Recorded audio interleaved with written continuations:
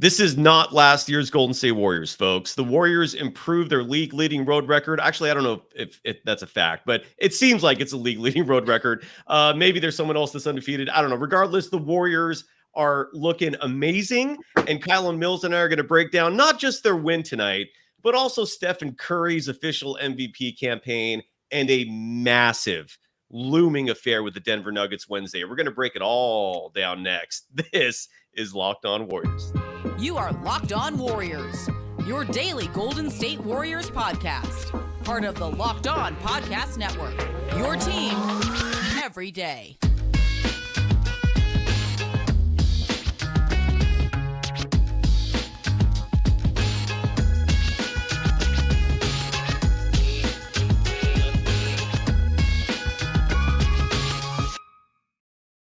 Thank you for making Locked On Warriors your first listen every day. We're free and available wherever you get podcasts and on YouTube, part of the Locked On Podcast Network, your team every day. You can follow Kylen Mills. I'm sorry. Today's episode is brought to you by FanDuel. Make every moment more. Right now, new customers get $150 in bonus bets with any $5 money line bet. That's $150 just on betting a heavy favorite. It's that simple. Visit FanDuel.com/locked-on to get started. You can follow Kylen Mills on all social media platforms at her name. It's super easy. Kylen Mills. You can follow me on Threads, Cyrus Saatsaz at Dog Wild. Also, I hope super easy. Kylen, great to see you. Your immediate reaction to the Warriors not resting, not giving a half-ass effort. It was a back-to-back. They're on the road. It was Detroit. You think maybe they can mail it in? Nope. They gave it their all. They won. Your immediate reaction to the Warriors defeating the Detroit Pistons, a team they lost to in Detroit a year ago,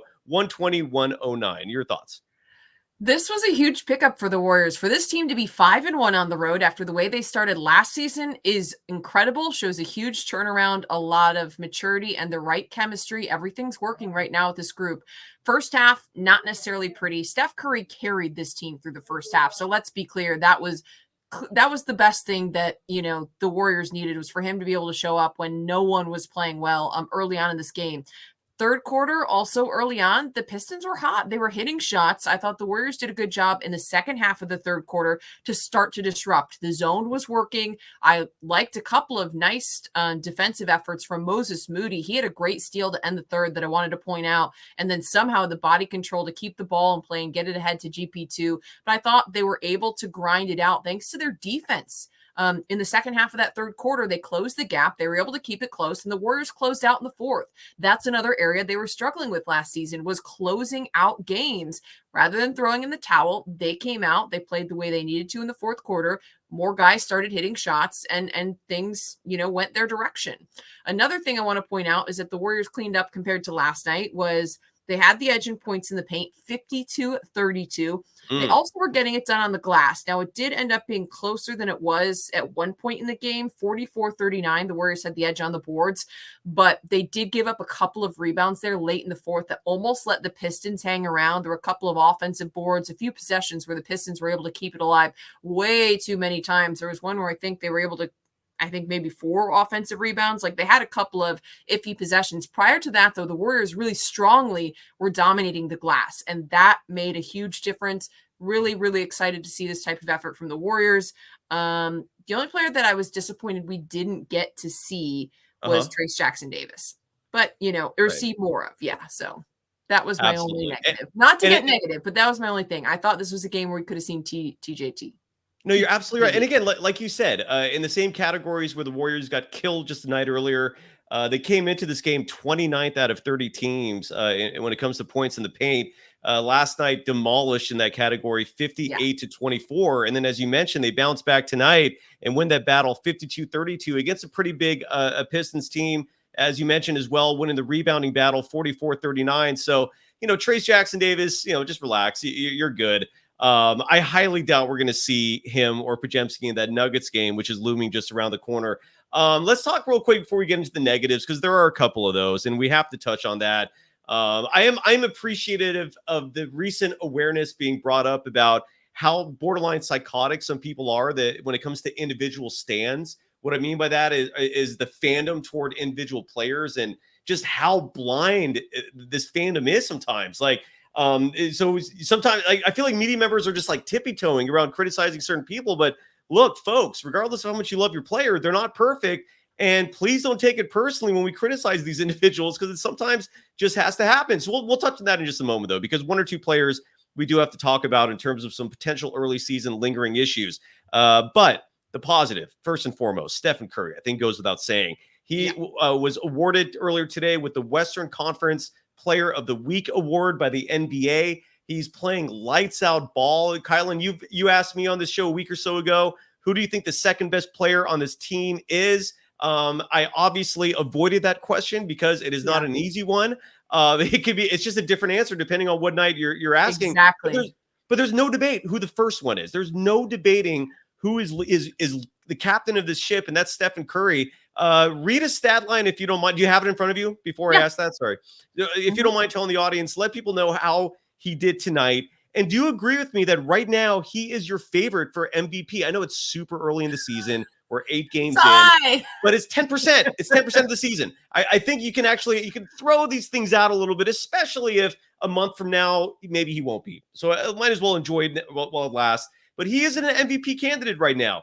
How did he do tonight? Tell the audience what were your thoughts about Steph. He's a candidate for sure. I don't know that I would say necessarily he's the favorite, but still, let's wait till we get to 20% into the season and make another call. But he's definitely a candidate. He's been playing awesome.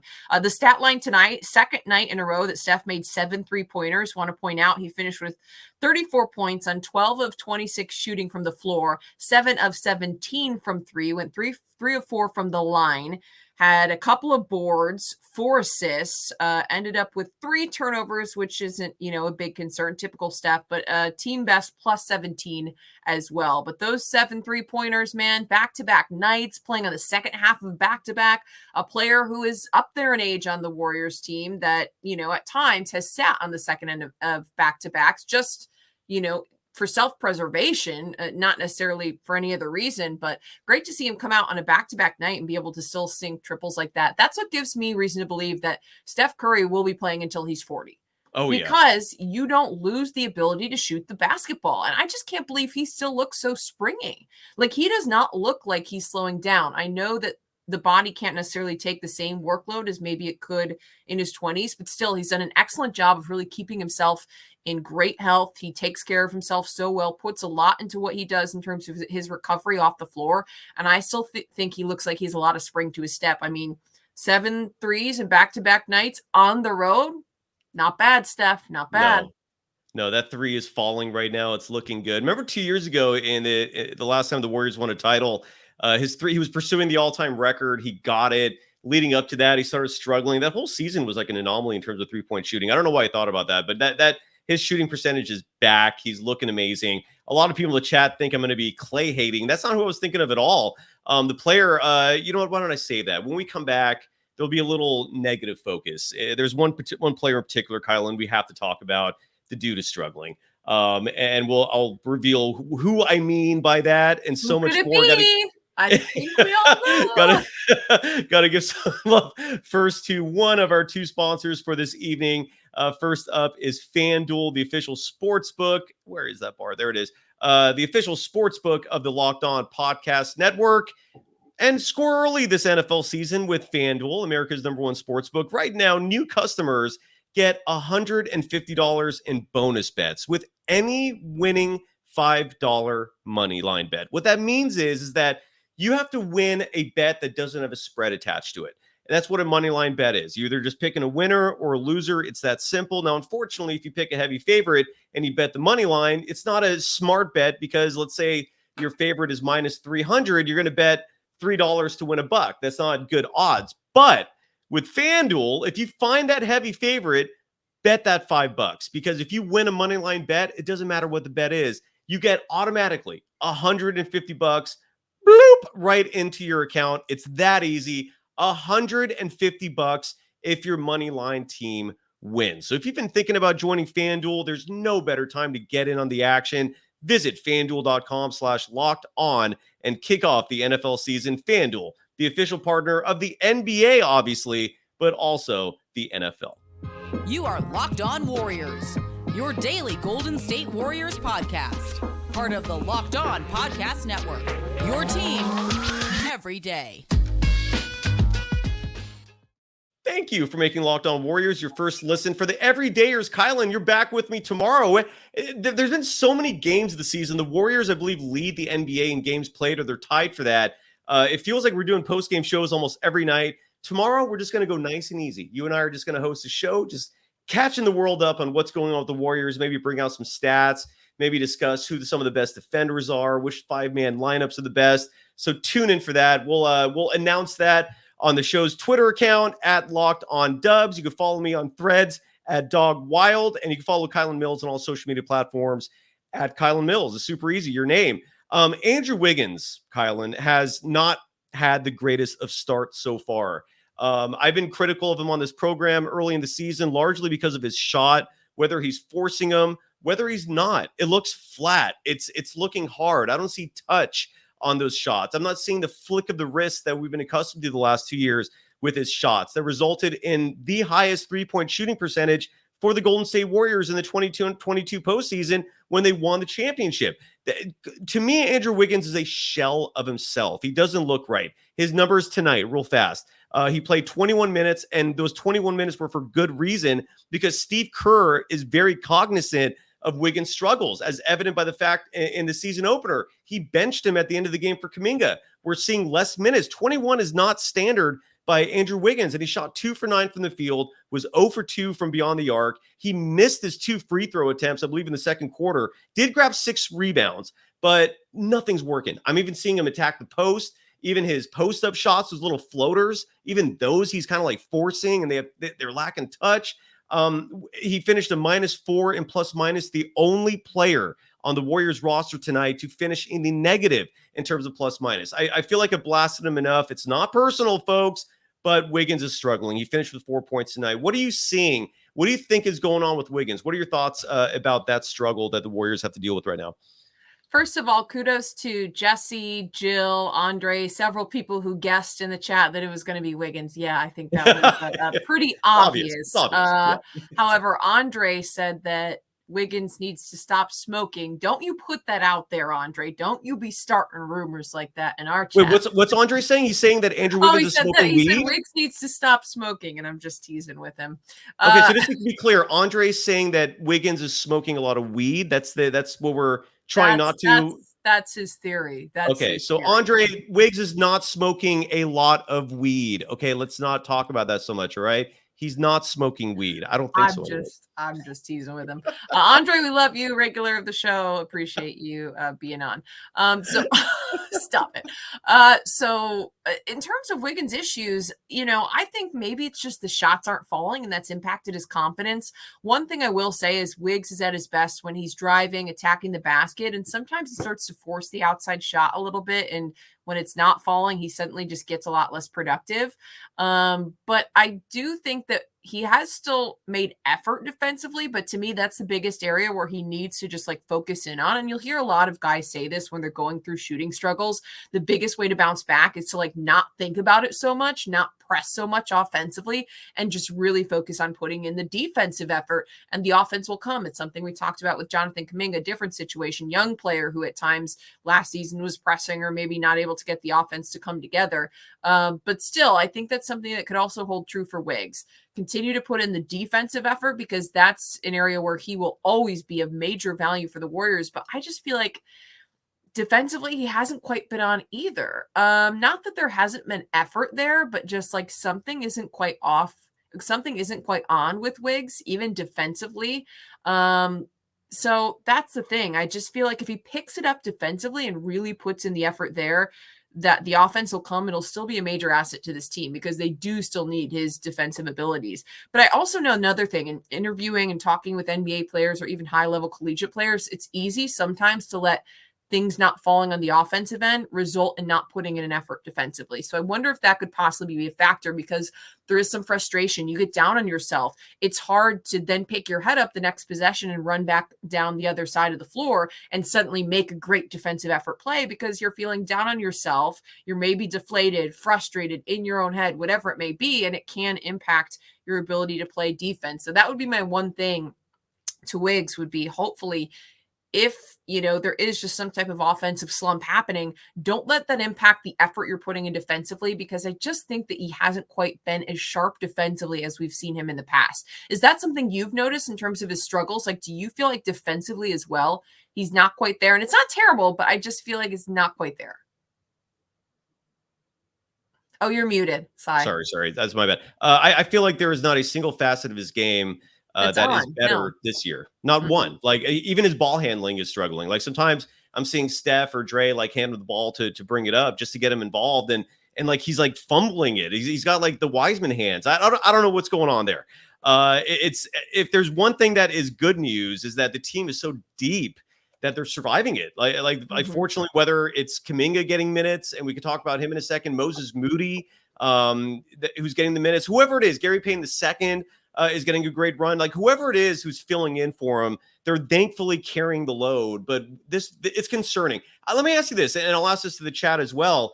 If Wiggins stays at this level the whole year, let's say like this is what we see, this is who he is now, which is also a possibility. We never know. Hopefully that won't be the case. And he becomes, let's say, a bench player. Can the Warriors still win the title, in your opinion, with this version of Andrew Wiggins? Yes, I think it's possible, but I think other guys have to step up. I think a lot of Jonathan Kuminga's skills are comparable to Andrew Wiggins, and I think that he could possibly help fill that void. They now have Chris Paul in the mix, which makes this just automatically such a deeper team, and we haven't talked a lot about him, or we haven't talked about him at all in regards to tonight, but the 62 turnovers to 6 assists on the season, like, that's incredible. I just got to say that I did not anticipate him fitting in as well as he has with the Warriors this quickly. Like, I did not expect him to be so effective so quickly and to have such good chemistry. Like, I just feel like the fit has been seamless. So for me, that's a big positive. I think the Warriors could overcome Wiggins if he's truly digressed, I guess, or regressed as a player, but a lot of other things would have to go right. The Warriors' margin for error is already small, and it would get even smaller. Yeah. But I think that Chris Paul would be a key piece that has to step up. And then to me, the biggest factor would be Jonathan Kuminga being able to step up and fill some of that void defensively, rebounding, even on the other side, attacking. So is it possible? Yeah, but it's not ideal. I think the Warriors are a much more dangerous team with Wiggins being dominant Wiggs that he was last, even in the Warriors championship run at times last year. I don't know. I felt like he never was quite on after he had the long absence last season. But prior to that, we've seen an unbelievable version of Wiggs. I hope he can get back to that. Yeah, I hope that, a few people, and maybe they're saying it in jest, but I really hope Jordan Poole being traded had nothing to do with it, because they were close.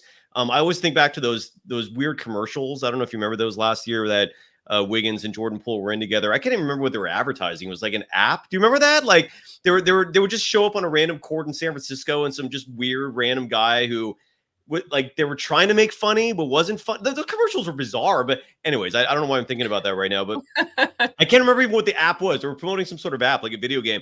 So I don't know if like that is affecting him at all. Who knows? Who knows what's going on there?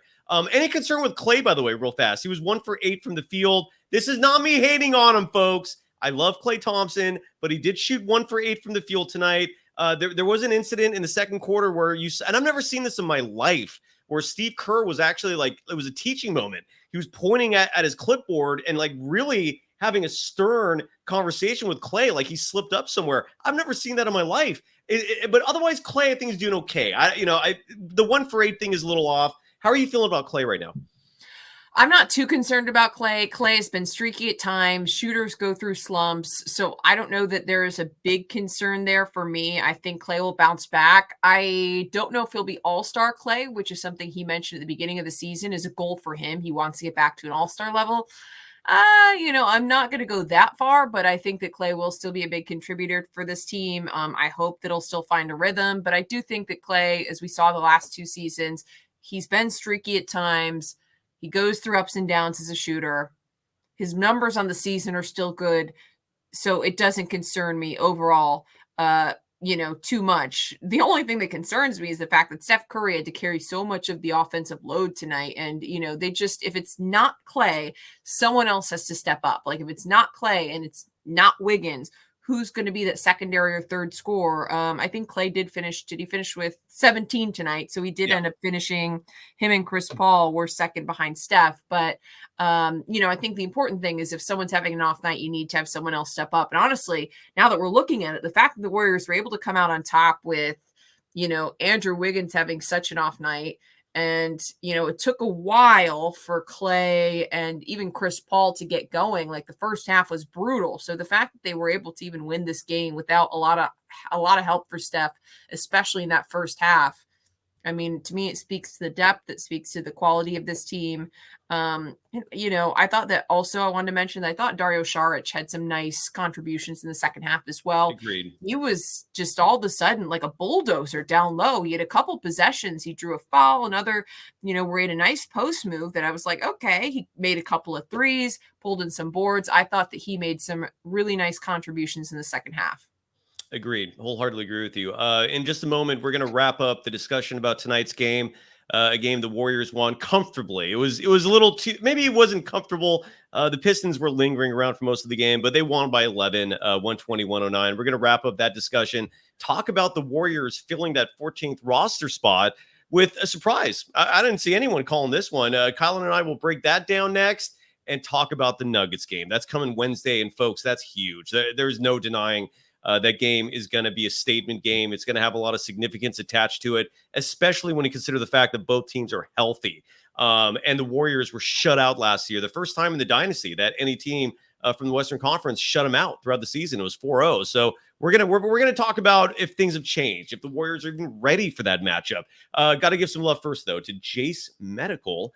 And that's a sponsor that I love bringing up because it's very simple. Look, if I was a salesman for Jase, it would be an awesome sale because I just tell people what I'm telling you now.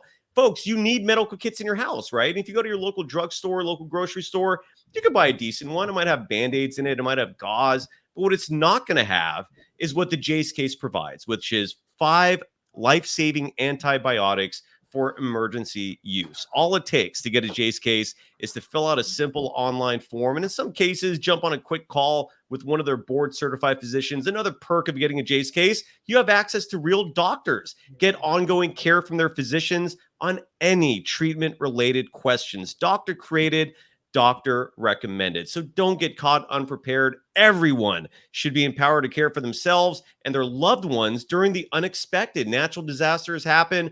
Accidents happen. Be prepared, folks. Go to jasemedical.com and enter the code Locked On at checkout for a $20 discount on your order. Again, the promo code is Locked On at Jase, Jase medical.com. You are Locked On Warriors, your daily Golden State Warriors podcast. Part of the Locked On Podcast Network, your team every day. All right, one final segment, wrapping it up here. I'm joined by Kylen Mills. You can follow her on all social media platforms at her name, Kylen Mills. You can follow me on Threads at Dog Wild. Just a few more things from this game that stuck out. Jonathan Kuminga, this happened in the Cleveland game as well. And this is where, I was griping a lot last season, and I'm not griping at all this season. Actually, I'm very happy with Coach Kerr so far this Cyrus, year. you've been in a good mood this season. I like it. And well, they're 6-2. Yeah, absolutely. I mean, to be winning, so I don't think it's a coincidence. It sucks though that I have this like emotional connection to the Warriors where they affect me. Like my emotional well-being is partly reliant on this team. That's not a good thing, Kylen. I'm literally dependent on the Golden State Warriors for emotional health. It sucks, but nonetheless, that's what BetterHelp is for. One of our sponsors of the show. Thank you. Oh my God, look at that. BetterHelp, absolutely another sponsor. BetterHelp, yes. When when the Warriors are going through struggles, and so are you. You can get outside help. That's true. One thing I love that Kerr is doing is, and we're noticing this, sometimes players start slow, and Kuminga did that 2 games in a row, had a bad start, and had an awful start yesterday in Cleveland. He was, I think, like a -7, didn't make any shots. Very similar start tonight as well. And again, look, the kid's 21. He's the same age as Steph was, Clay was in the rookie seasons. So there has to be some cushion there in terms of critique. But nonetheless, he had awful first halves, both these games. But the fact that Kerr is still playing him, it's rewarding the team. His athleticism is needed. He's at least getting trips to the free throw line. That's one of the many things that I'm loving about Kuminga. He went to the line 8 times tonight, 10 points, nothing to highlight, but he only had the one rebound. I know you've been talking about that. I totally understand that. That number should go up a little more. But nonetheless, he had one rebound, 10 points. I just love the fact that he's getting a run in the second half, because if you look at just his second half numbers, which I just had in front of me and I just closed the window. That really sucks. I'm going to get that in a second. Oh, I don't have the halves, so I don't have that. I can't believe I just did that. I literally just did the X and I had it all prepared. But so one thing is that I also love seeing, besides Kuminga, is Moses Moody. Moses Moody, I mean, this is someone who, like, if Moody was starting, the Warriors wouldn't miss a beat. Like, he's that good. I do think he's ready to be playing with the big boys in terms of minutes, in terms of rotations. What are your thoughts on the two youngsters? We didn't really see Trayce Jackson-Davis or Brandon Pajemski tonight, just garbage time at the very end. But the two youngsters, Moody and Kuminga, your thoughts, Kylen? Jonathan Kuminga, I'm glad that pretty much what you mentioned, that he had the opportunity to play through some mistakes. Kuminga looked shaky in the first half, had a couple of plays where he didn't necessarily make the right decision. He missed a couple of threes in this game. Glad to see that he's being given a longer leash. It's something that we've called for on the show. I think Kuminga clearly has the potential, great athletic skills, good defensively. I think he's starting to get more of that rhythm offensively. He did have one nice move to the basket. I'm trying to remember. He made a couple. He had a couple of nice baskets, also drew some fouls, which is something that he needs to do, which is huge. So, I thought it was an okay performance from Jonathan Kuminga, but the most promising thing is exactly what you pointed out, the fact that he's being allowed to work through mistakes. The first half wasn't great. He wasn't yanked the entire second half. He had the opportunity to play through them and to continue to try to impact the game. Moses Moody, I have those real quick before you go to Moody. I have those Kuminga numbers again. And this is it's a tale of two halves, right? Like, Kuminga the first half was 0 for 5 from the field. He was 0 for 2 from 3. His one rebound came in the first half, had no points. He was a -3. Like, just nothing to write home about. That, but you could call that awful, and I wouldn't object. But then Kuminga in the second half, and this is where sometimes players need to warm up, right? Kuminga in the second half was 2 for 3 from the field, had all 8 of his free throw attempts in the second half, and had 10 points in the second half. So he made up for it. And I don't think the team's regretting him playing in the second half, right, in the games and overall. And his plus minus, just to finish up before you talk about Moody, Kuminga was even tonight. So whatever negative he did in the first half, he evened it out in the second half. He was even, Steven. Sorry to interrupt. Continue on. No, I just was saying, I think that's good information to have, because pretty much just backs up what you and I both said, that he was not great in the first half and then turned things around in the second. Moving along, though, to Moses Moody, I was trying to look up right now kind of what his stats are on the season in terms of steals per game, because I feel like every single night he's getting a couple of steals, and that's exactly what the Warriors need from him. If you can play defense, Steve Kerr will play you. Yep. Even if the shots aren't falling, because Moody had a couple. He did have one that was unlucky from the three-point line that literally kind of bounced up and rattled around. I thought it might go in, but even in nights if the shots aren't falling, or maybe you're not getting as many offensive looks as you want, or you're just on a Warriors team that's loaded with weapons, it's not always going to be on the youngsters to carry a workload like that. Yep. Contribute defensively, make the defensive plays. And the fact that he had 3 steals, I believe it was tonight, that's very telling of the type of defensive effort and what he's doing. And I pointed out early in the show, to close out the third quarter, the Warriors were trying to close the gap. He had a huge steal when they were playing in the zone. They were able to disrupt what the Pistons were doing that allowed them to kind of jump up there early in the third quarter, got the pass off to GP2, got the assist on the play as well. And I thought that was a really critical kind of momentum swinging play going into the third to fourth quarter break. The Warriors then came out and were able to really take control of the game in the fourth.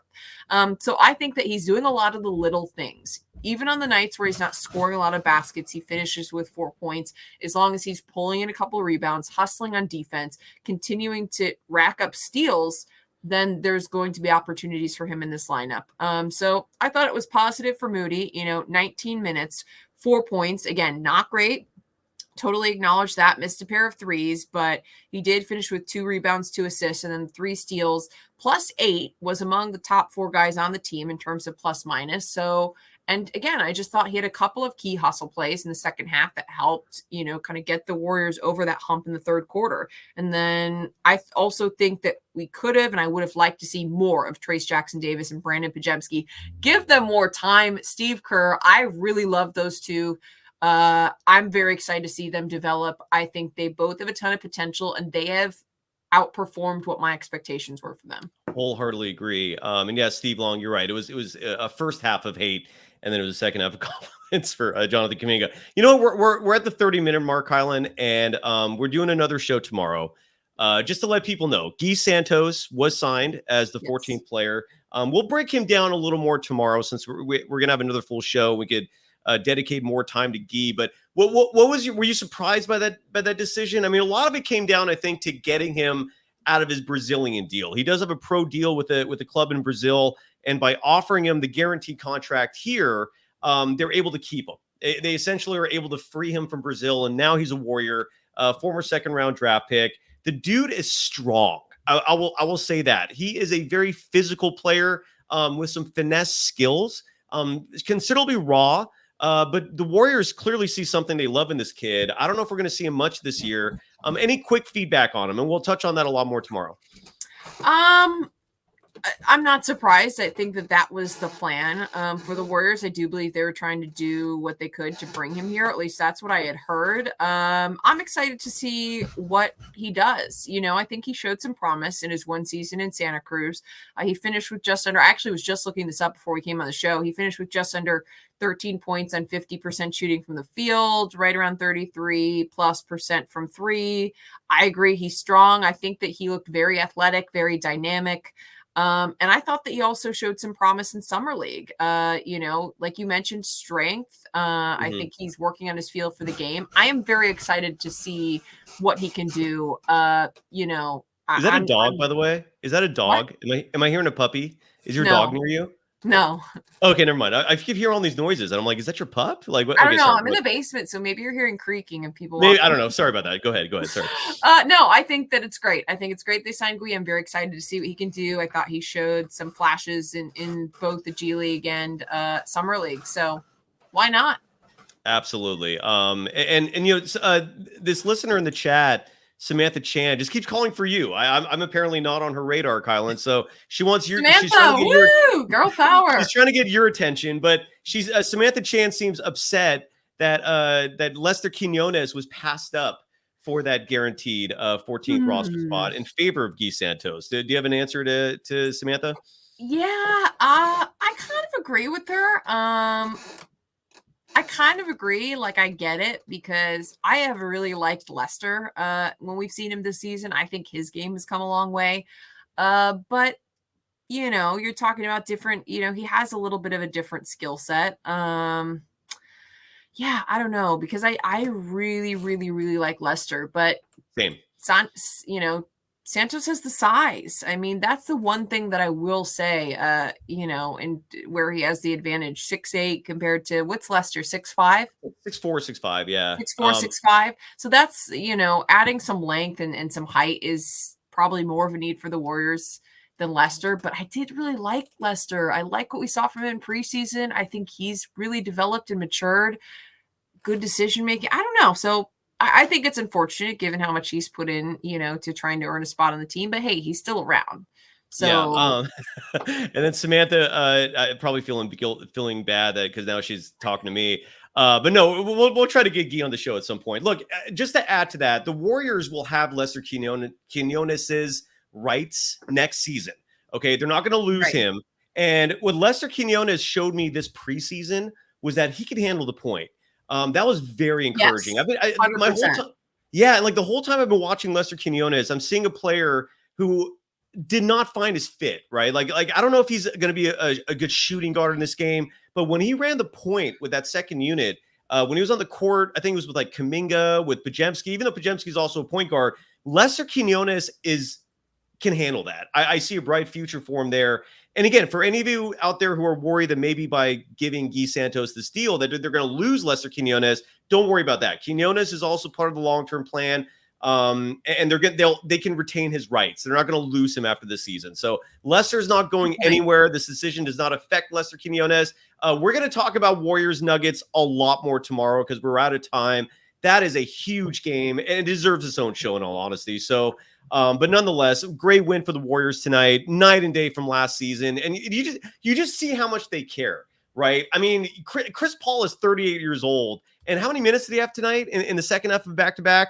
Hold on, where it hits right here. So Chris Paul tonight, 21 minutes, which isn't a buttload. It's not a ton of points or a ton of minutes, I'm sorry. But typically in a back-to-back on the road, you're not seeing your 38-year-old veterans playing. The Warriors care. This means something to them this year, and they made sure to win this game because they know how much just the mental boost to carry this momentum into the Denver thing could make a difference. And I'm really appreciative that they actually put the kind of effort that we saw tonight. Any final thoughts, Kylen, as we wrap it up? Nope, but hi, Richard, who is on a quick trip in South Africa. One of our loyal viewers, listeners. Hope your trip is going well. And everyone else, thanks for hanging with us. Drop some comments tomorrow and we'll chat. Absolutely. We're back at it tomorrow. Warriors win. They improve to 6-2 on the year. Congrats, Steph and Curry, for Player of the Week awards. Warriors Nuggets is next, folks. We're going to break that down soon. Good night, everyone. Bye-bye. Bye. Woo, woo. Go Dubs. Look at Jesse Gonzalez sneak.